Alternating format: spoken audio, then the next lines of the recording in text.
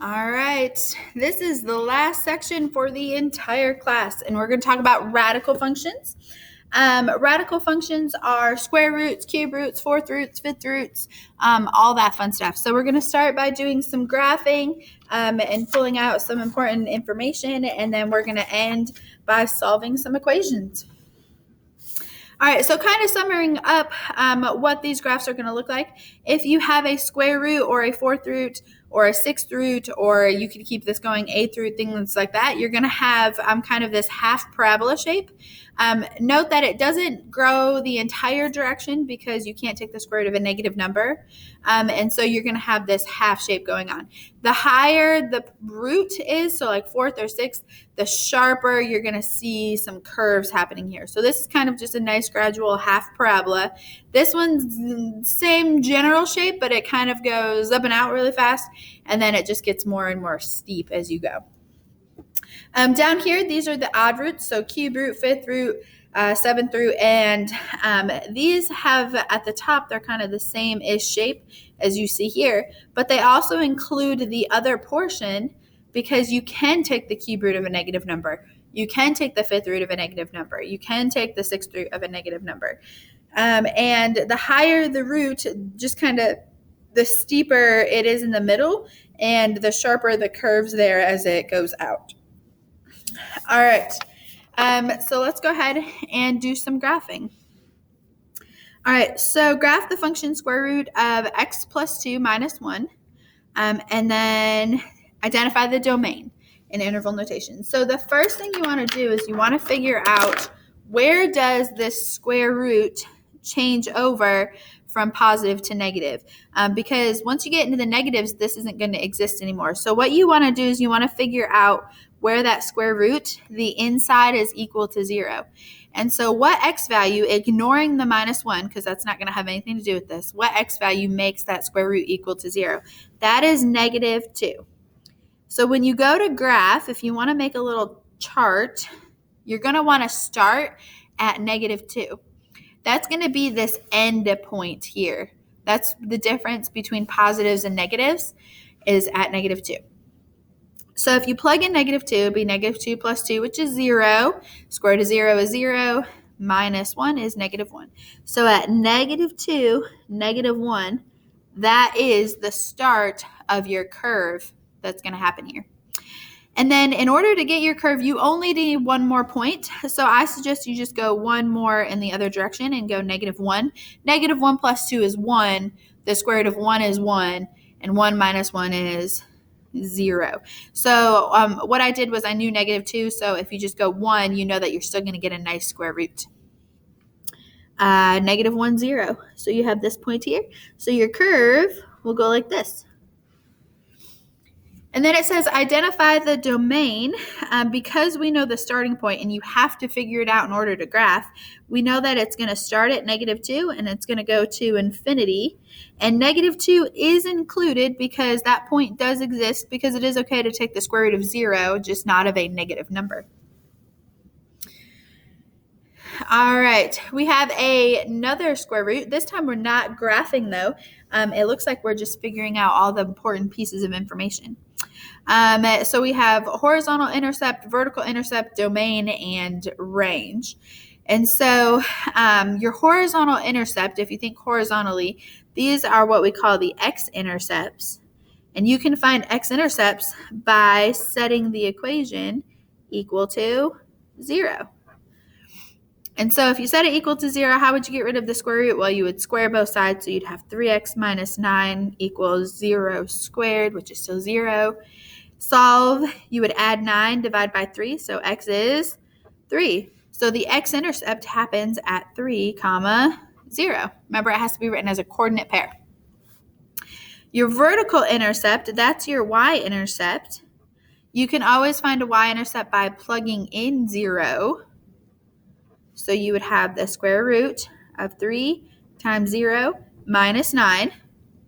3 times 0 is 0. 0 minus 9 is negative 9. So this would be the square root of negative 9, which we've learned is imaginary. So what does that mean in terms of the y-intercept? Well, there is none. It doesn't actually cross the y-axis. All right, for your domain, the domain is going to start where the square root was equal to 0. So whatever is on the inside of the square root, you don't even need the square root part. Wherever that is equal to 0, that's where the domain officially is going to start. And so that's pretty much the same as what we have going on here. That's at x equals 3. So the domain is going to run from 3 to infinity, and 3 is included here, so it would get a bracket.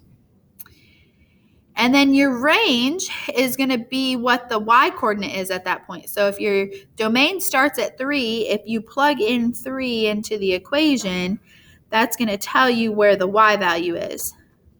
And so that would be 9 minus 9 is 0, square root of 0 is 0.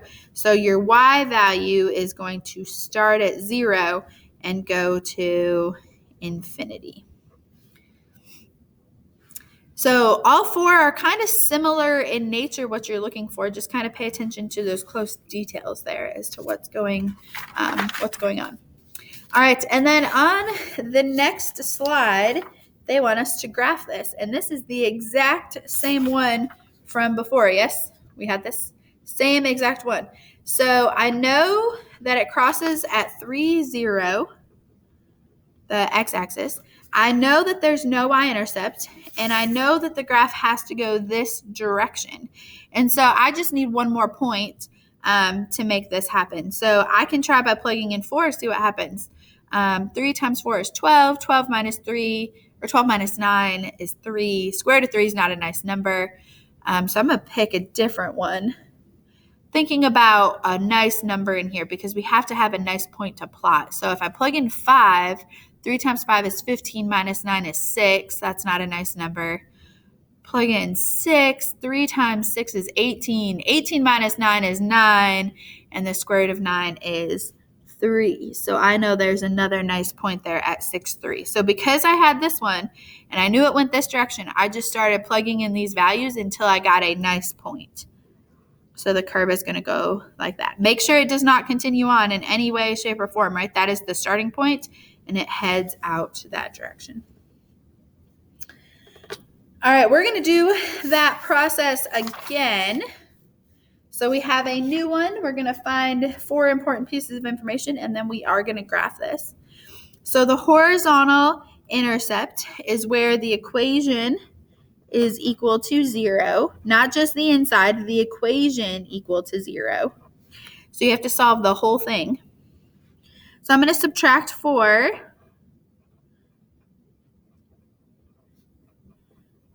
I have -4 and I have a negative and a negative. So if I times everything by -1 or divide by -1, that's going to change everything to positives for me. Positive 4. And then you can get rid of the square root by squaring both sides. So the square and the square go away over here, and you're just equal to 16. And then now this should be pretty easy for you to solve. So minus 36 would be -20. Divide, you would have -20 over 6, which would be negative, they both divide by 2, -10 over 3. So your horizontal intercept, or your x-intercept, is -10/3, 0. The vertical intercept, that's the y-intercept. That's what happens when you plug in 0. So you're going to let x be equal to 0. So this will be 4 minus square root of 6 times 0 plus 36. So 6 times 0 is 0, plus 36 is 36. Square root of that is 6. So this is 4 minus 6, which is -2. As a coordinate point, that's 0, -2. All right, your domain is about the square root portion only, and it's where the inside of the square root is equal to 0. So the 6x plus 36, where does that equal 0 at? And that's when x equals -6. So your domain is about -6. And if you think about this, only numbers bigger than -6 will continue to make this positive. So like -5, -4, 0, all of those will make it positive. So it is from -6 to infinity. You just have to be careful on whether you go to infinity or negative infinity. And if you're not sure, you know where it splits, pick another number, either on this side of -6 bigger or pick a number smaller. Plug it in and see if you get real or an imaginary number on the inside. You're looking for the real numbers. All right, and the range is all about the -6. So for range, you're going to plug in x equals -6. And you're going to figure out the y value. So it'd be 4 square root 6 times -6 plus 36.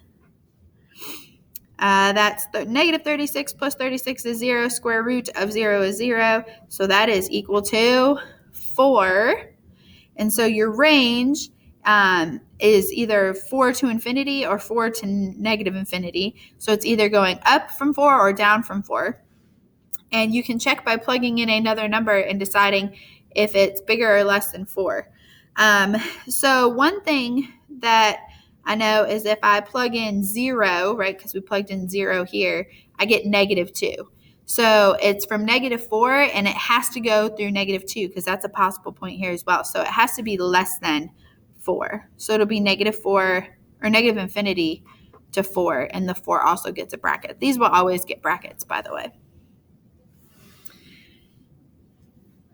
All right. If it's marking one of these wrong and you're pretty sure you have the right number, it might be because you have it going the wrong direction. So you might have it going negative to negative infinity versus positive infinity or vice versa. Also, if you're not sure, if it has a graphing piece, you can do the graphing part first and then go based off of your graph as well. That's another possibility. All right. So I know a couple things. I know that this graph is going to start at -6, 4. That's the important piece here, this -6, 4. So that is the starting point. It's whatever made the inside equal to 0. And so I need to put -6, 4 on my graph. And then you just need one more point. And so if you go back up and you look, there was a point here and there was a point here. So just pick one of them. I'm going to pick the y-intercept because that's not an easy point to graph. If it were, you could pick either. But I'm going to pick this one. So 0, -2. I didn't even put this in the right spot. I'm sorry. -6, 4. Right. And then 0, -2. And so your graph is going to start there and head that direction.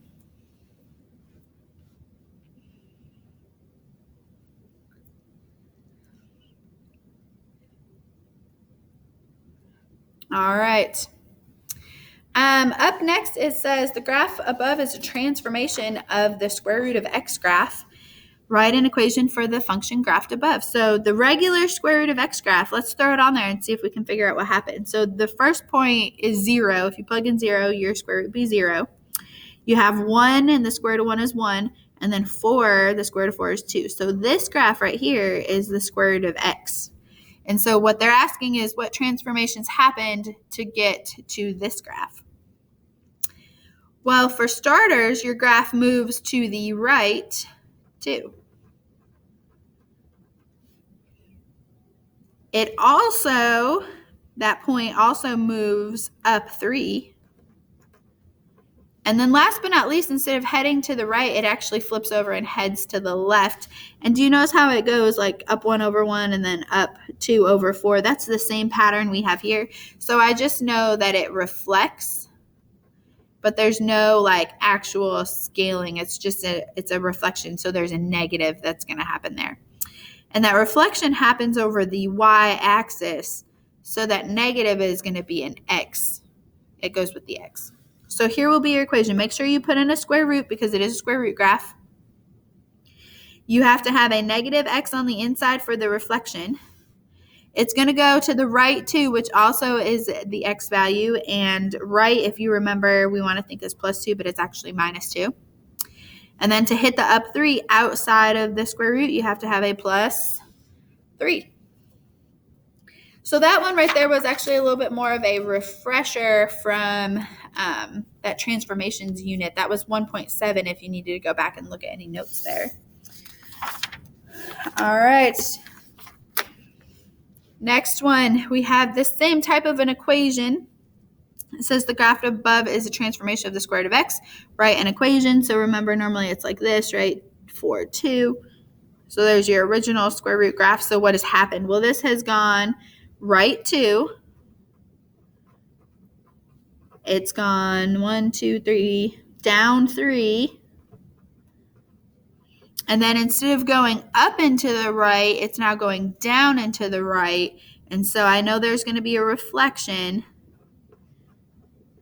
And so you're going to have a negative there. But this time it reflects over the x-axis. It flips over this way, which would make it an x-axis reflection. So the negative is not directly in front of the x. It's outside of your function piece. Also, so this went up 1 over 1 to get to this point, and then up 2 over 4. So you can see that it follows that same pattern, right? 1 and 1, and then 2 and 4. So that's how you know there's no like extra numbers going on. So you're going to have a square root, x on the inside. The reflection doesn't go with the x, it goes outside. So in the front of the square root, that's going to hit that reflection for us. Right 2 means a minus 2 on the inside, and down 3 is a minus 3 on the outside of your square root. Don't forget to actually put the square root in there as well.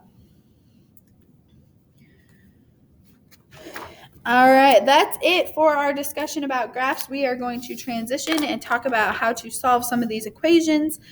We have actually already solved a couple equations in this lesson so far.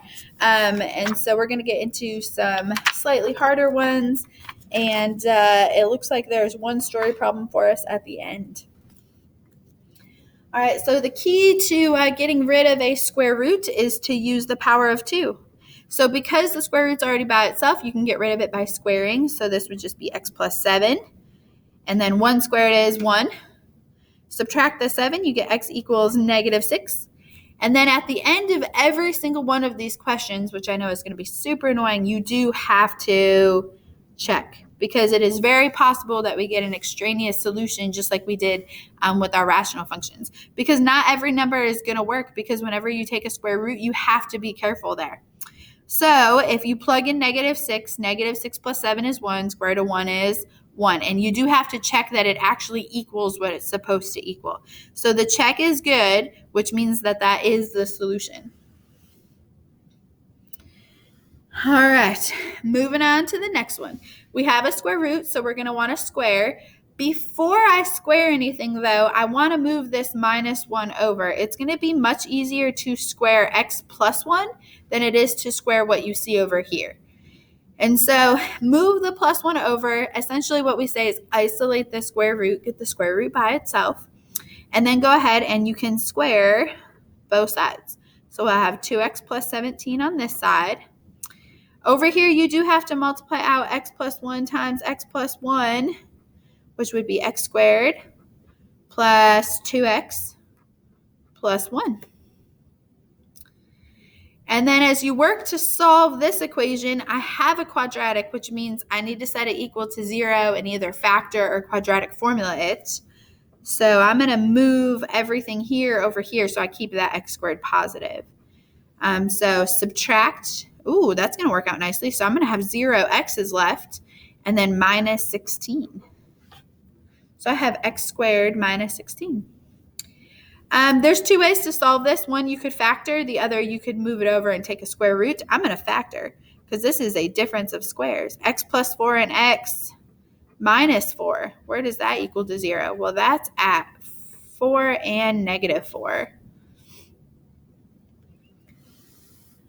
And then you do have to check. So take both answers one at a time, plug them in anytime you see an x to make sure that your check is going to work. So if you are getting confused based off the equation, you can always write it down. So this would be the square root of 2 times negative 4 plus 17. Remember, there was a minus 1 there, and then that has to equal negative 4. So let's check. 2 times negative 4 is negative 8. Negative 8 plus 17 is 9. Square root of 9 is 3. 3 minus 1 is 2, which is not negative 4. So guess what? Negative 4 does not work. It is what we call extraneous. extraneous solution there. It does not work. Just because this one didn't work, it doesn't have anything to do with this. You got to check that one completely separate. So to be 2 times 4 plus 17 minus 1, does that equal positive 4? So 2 times 4 is 8. 8 plus 17 is 25. The square root of 25 is 5. And 5 minus 1 is, in fact, 4. So this solution is good. This one, negative 4, was not. So you do have to check each one separate of each other. All right. Next equation has 2 square roots in it. But it's not going to be super bad here because what we can do is we can actually just go ahead and square both sides. On this side, we have to be a little careful here. So when you have 6 square root of m and you're squaring that, because it's just being multiplied together, you just square both pieces and keep them multiplied. So 6 squared is 36, and then the square root of m squared is just m. And they still stay multiplied. If it was a plus sign, we'd have to distribute. On this side, the square root and the square will just go away, leaving us with 2m plus 3. And this one's not too bad to solve. 34m equals 3. And then, so m is going to be 3 over 34. And that does not simplify at all. And we're going to check to make sure that this is true. So this is going to be a best checked in our calculator. So 6 square root, that's not a square root, 6 square root 3 over 34. And then just kind of remember this decimal, 1.7822. And when we type in the other square root, we should get the same decimal. So it'll be 2 times 3 over 34 plus 3. And we do get the same decimal. And so I know that they work. So the check is good here. We have checked, and it works.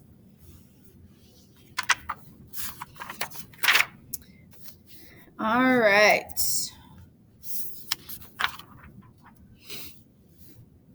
Up next, solve the equation square root of m plus 3 equals the square root of m minus 13. And so once again, we have 2 square roots, so we are just going to go ahead and square both sides. So square both. Over here, the square root and the square, that's going to be really nice. Those are going to just go away and make m plus 13 on this side. On this side, though, you are going to have to multiply. Square root of m plus 3 times itself, square root of m plus 3. And I have to do this because there's a plus sign in between them and not a multiplication. Like on the last problem, it was just times, so it was really easy to take care of it. But on this one, because of the multiplication, you do, in fact, have to actually distribute here. So m times the square root of m, square root of m times square root of m is just m. Then we're going to have plus 3 square roots of m plus another 3 square roots of m, and then plus 9 equals m plus 13. All right, let's combine some like terms. Here, 3 square roots of m plus 3 square roots of m, that's 6 square roots of m.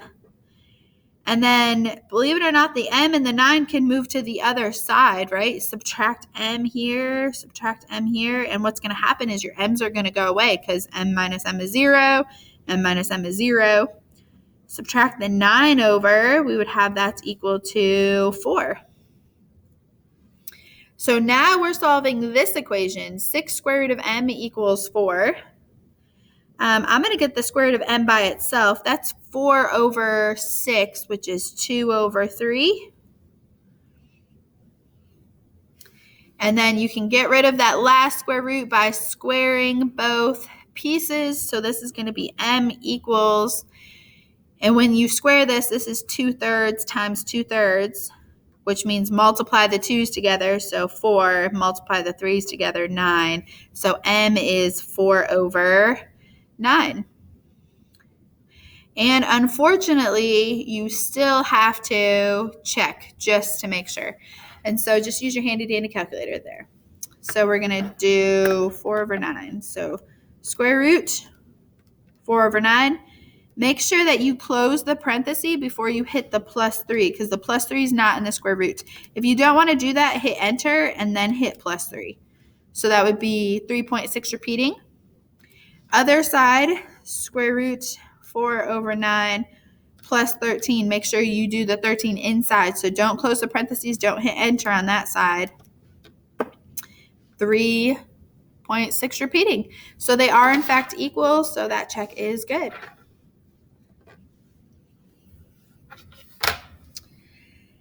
All right, here is the next one. We have x minus 1 to the 3/7 power equal to 8.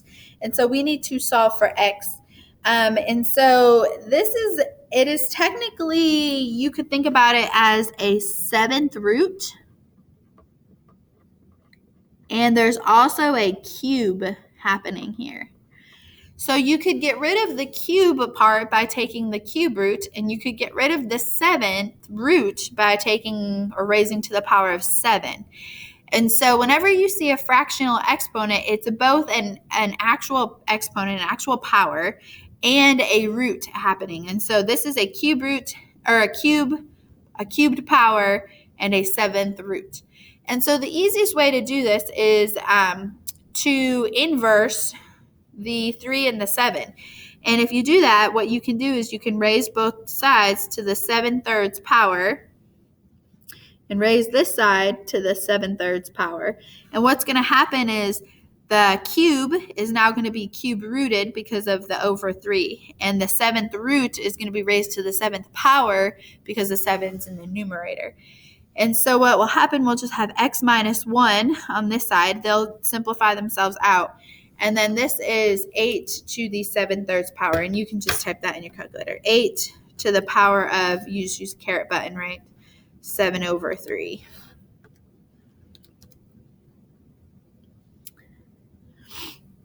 And make sure, I don't think this is the right number how I typed it in because I didn't put it in parentheses. So I'm going to put it in parentheses. So 8 to the power of 7/3 just to guarantee. Yeah, that looks a lot better. 128. So x minus 1 equals 128. So x is 129. And you can check by typing it in. So you have parenthesis 129 minus 1 to the power of, and you should put that in parentheses, 3/7. And you do get 8. So you know, in fact, it does work.